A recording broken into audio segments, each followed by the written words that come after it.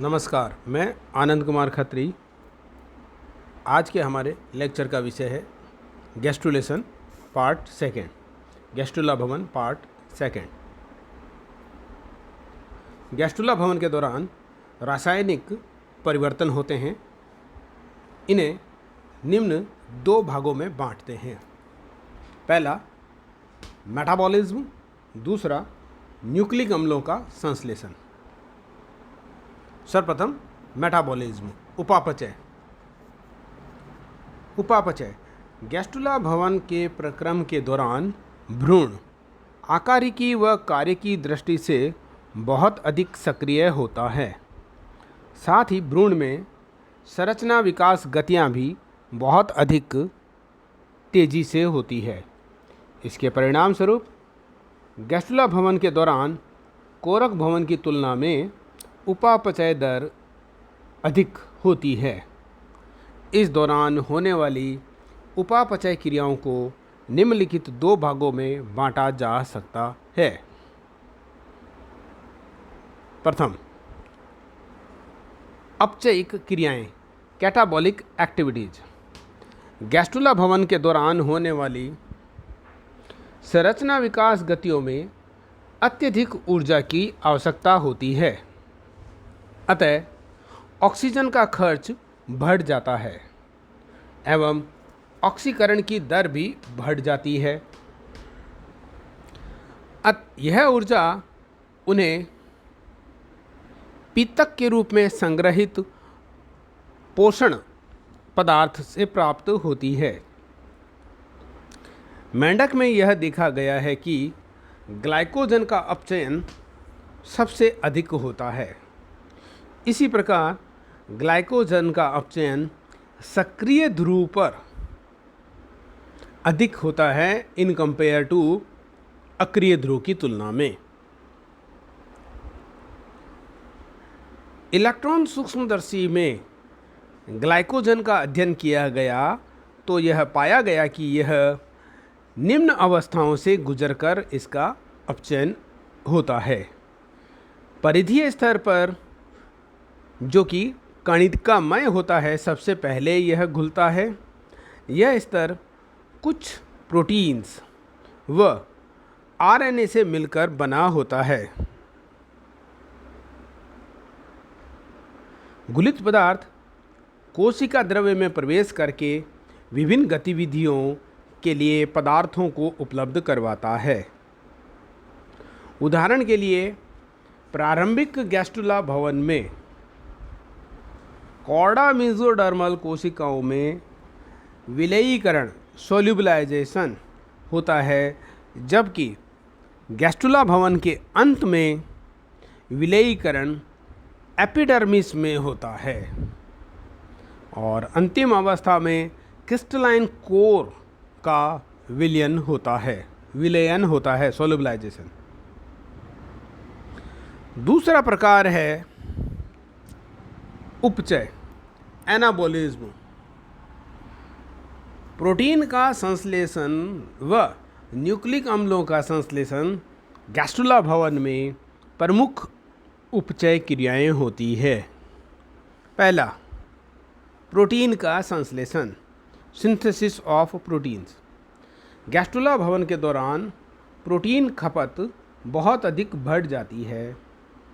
Tiedemann 1954 ने बताया कि ट्रिटुसस में प्रोटीन खपत गैस्ट्रुला भवन के दौरान 5 गुना तक बढ़ जाती है और इसी प्रकार सी अर्चिन, समुद्री अर्चिन में गैस्ट्रुला भवन के दौरान प्रोटीन खर्च लगभग 3 गुना बढ़ जाती है। प्रोटीन संश्लेषण के लिए आवश्यक पदार्थ पित्तक के रूप में अंड में उपस्थित होता है। योग, कोरक भवन ब्लास्टुलेशन के दौरान प्रोटीन का संश्लेषण व गैस्ट्रुला भवन के दौरान प्रोटीन के संश्लेषण में अंतर होता है, अर्थात दोनों कोरक भवन व गैस्ट्रुला भवन के दौरान प्रोटीन संश्लेषण में अंतर पाया जाता है। गैस्ट्रुला भवन के दौरान प्रोटीन का संश्लेषण जनक जीन्स के नियंत्रण में होता है, जो कि पहली बार सक्रिय होते हैं। जनक जीन्स पहली बार सक्रिय होते हैं इस अवस्था में। दूसरा है synthesis of nucleic acids, nucleic अम्लों का संश्लेषण। गैस्ट्रुला भवन के दौरान कोशिकाओं में समसूत्री विभाजन बराबर जारी रहता है, कंटिन्यूस जारी रहता है विभाजन। अतः इस दौरान डीएनए का रेप्लिकेशन भी होता रहता है। गैस्ट्रुला भवन के दौरान प्रोटीन का संश्लेषण होता है, अतः एमआरएनए व टीआरएनए का निर्माण इस दौरान अत्यधिक होता है। ऐसा माना जाता है कि मेंढक में यह सामान्य से 10 गुना तक बढ़ जाता है। ये डायग्राम दिखाया गया है जिसमें स्तनधारियों में गैस्ट्रुला में विस्तरण, डिलैमिनेशन व एंडोडर्म निर्माण की 3 अवस्थाएं ए बी सी आपको साइड में दिखाई दे रही है। उनको काट करके सेक्शन के रूप में दिखाई गई है ए बी सी, जिसमें आपको ट्रोफोब्लास्ट नज़र आ रही है, inner cell mass, endodermal cells नज़र आ रही है और फिर ट्रोफोब्लास्ट और एंडोडर्म दिखाई दे रही है क्लियर कट। फैट मैप, संभावी रेखा चित्र, फेट मैप।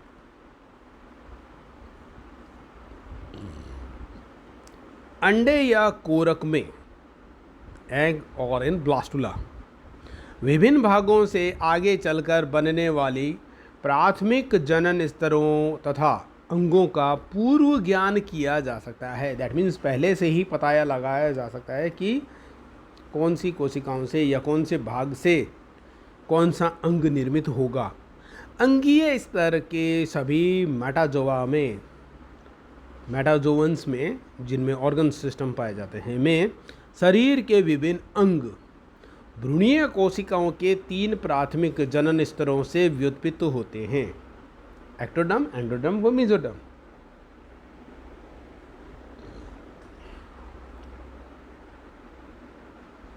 ये स्तर वैसे तो भ्रूण की कोरक प्रावस्था के बाद गैस्ट्रुला अवस्था में बनते हैं, परंतु स्पैक्ट 1919, वोगट 1929, विंडमजर 1938, निकोलस 1945 आदि भ्रूण वैज्ञानिकों ने अंतर्जीवित रंगों तथा अन्य विधियों की सहायता से इंट्रावायलेट वाइटल स्टेन और अन्य विधियों की सहायता से पता लगाया कि कोरक या अंड प्रावस्था में ही विभिन्न भागों से आगे चलकर बनने वाले प्राथमिक जनन स्तरों एवं अंगों का पूर्व ज्ञान किया जा सकता है।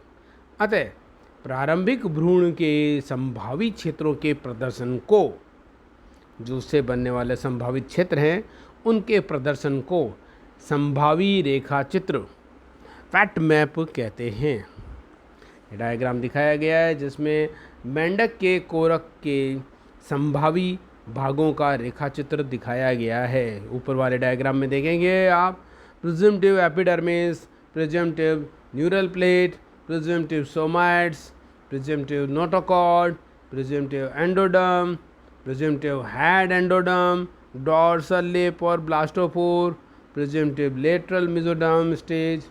तो इस तरीके से ये डिफरेंट पार्ट इसमें बनते हुए आपको दिखाई दे रहे हैं। सक्रिय मेंढक के कोरक का लगभग पूरा गोलार्ध, सक्रिय गोलार्ध मेंढक के कोरक का लगभग सक्रिय सारा गोलार्ध संभावी एक्टोडर्म बनाता है, जैसा कि आपने पीछे की तरफ डायग्राम में देखेगा दिस वन, जिसमें आपको एक्टिव पोल, एनिमल पोल, एक्टिव पोल, उसमें आपको ऊपर की तरफ देखेंगे तो एक्टोडर्म बनाता है। प्रिजिम्टिव। इसका सबसे बाहरी स्तर संभावी एपिडर्मिस बनाता है, उसमें भी आउटर मोस्ट जो होता है वो एपिडर्मिस, और कोरक गुहा की छत बनाने वाला भीतरी स्तर संभावी न्यूरल प्लेट बनाता है, जिससे आगे चलकर तंत्रिका तंत्र बनता है। अक्रिय गोलार्ध वेजिटल पोल मुख्यतः संभावी एंडोडर्म होता है, जैसा कि इसमें नीचे की तरफ डायग्राम में दिखाई भी दे रहा है, एंडोडर्म वाला प्रिजिम्टिव एंडोडर्म। दूसर अर्धेंदु ग्रे क्रिसेंट से संभावी मेसोडर्म व एंडोडर्म का कुछ भाग बनता है। इसका चौड़ा मध्य पृष्ठ भाग संभावी नोटोकॉर्ड तथा संकरे पार्श्व भाग के ठीक पीछे ग्रे क्रिसेंट का छोटा व संकरा पट्टी नुमा भाग संभावी प्रीकॉर्डल प्लेट कहलाता है। यह संभावी अग्रांत्र प्रिजिम्टिव प्रोक्टोडियम या फोरगट होता है, क्योंकि इसी से सिर का मध्यस्तर व ग्रसनीय एंडोडर्म बनते हैं। क्योंकि दूसर अर्धेंदु में पूर्ण मेसोडर्म व नोटोकॉर्ड तथा संभावी एंडोडर्म का कुछ अंश होता है। पूर्ण मेसोडर्म, नोटोकॉर्ड एवं संभावी एंडोडर्म, इन तीनों का कुछ अंश होता है, इसलिए कुछ वैज्ञानिक इसे कॉर्डा मिजो एंडोडर्म की संज्ञा देते हैं। दिस वन, ये डायग्राम दिखाया गया है मुर्गी में, जिसमें ब्लास्टोडर्म का संभावी रेखा चित्र फेट मैप दिखाया गया है। अलग अलग जिसमें प्रिजिम्टिव एरिया दिखाई दे रहे हैं।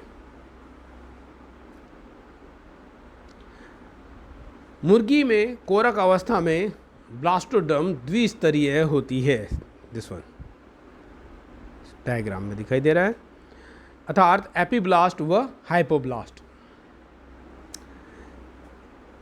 ये दोनों ही विभिन्न अंगों के निर्माण में भाग लेती हैं।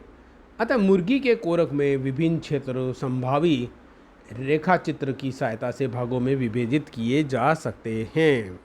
Fat map this one. पहला, पारदर्शी क्षेत्र का अग्रभाग एपीब्लास्ट में निम्नलिखित संभावी क्षेत्र होते हैं। संभावी एपिडर्मल एक्टोडर्म, जो कि भविष्य में एपिथीलियम का निर्माण करते हैं।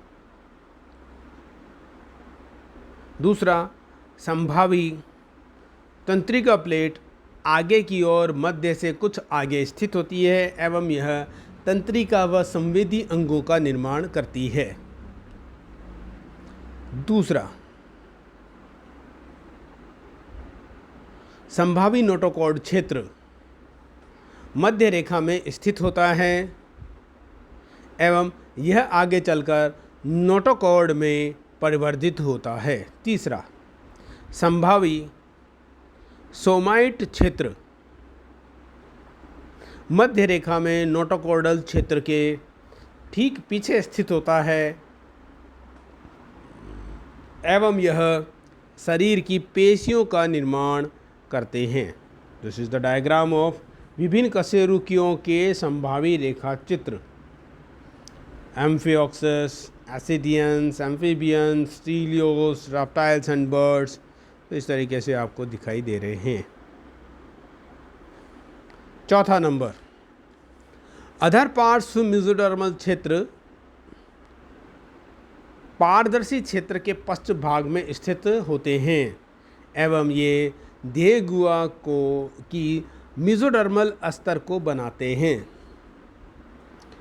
संभावी अतिरिक्त भ्रूणीय मेसोडर्म द्वारा अतिरिक्त भ्रूणीय झिल्लियों का निर्माण होता है। हाइपोब्लास्ट से संभावी एंडोडर्म व कुछ भाग नोटोकॉर्ड का बनता है। एंडोडर्म में से आंत्रभित्ति व पितक कोश के अस्तर का निर्माण होता है। जंतुओं में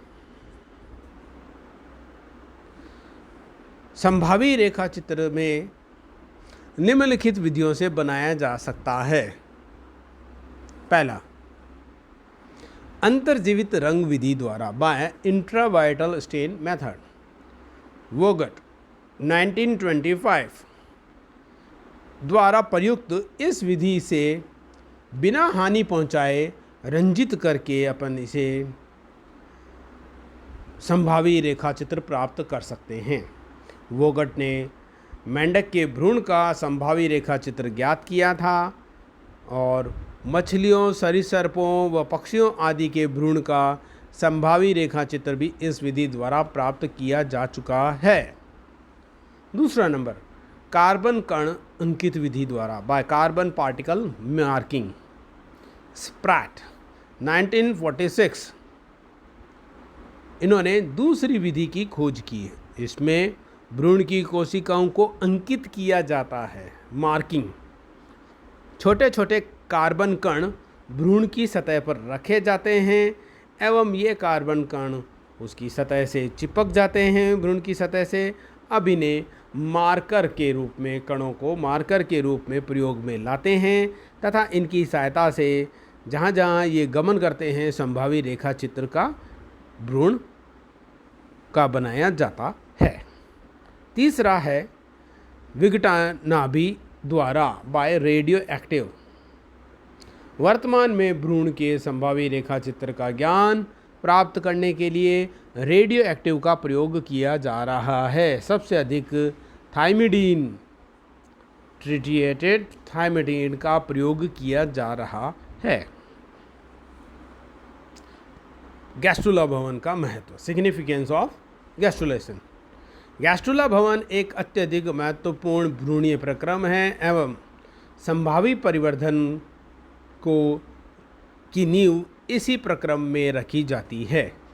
पहला, गैस्ट्रुला भवन में अविभेदित ब्लास्टोडर्म से 3 प्राथमिक जनन स्तरों का सिर्फ पृथक्करण ही नहीं होता अपितु ये जनन स्तर अपनी सही स्थिति भी ग्रहण कर लेते हैं।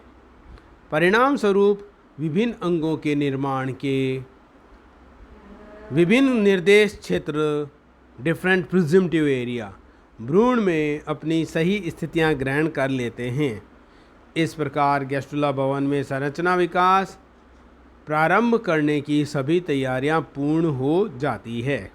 दूसरा, गैस्ट्रुला भवन के द्वारा आद्यांत्र आर्केंट्रॉन का निर्माण होता है। तीसरा, तंत्रिका के निर्माण के लिए गैस्ट्रुला भवन का पूरा होना आवश्यक होता है, जबकि इसका निर्माण एक्टोडर्म से होता है। इसके निर्माण के लिए मेसोडर्म व एंडोडर्म निर्मित करने वाले कोरक खंडों का अंदर की ओर स्थानांतरित होना आवश्यक होता है।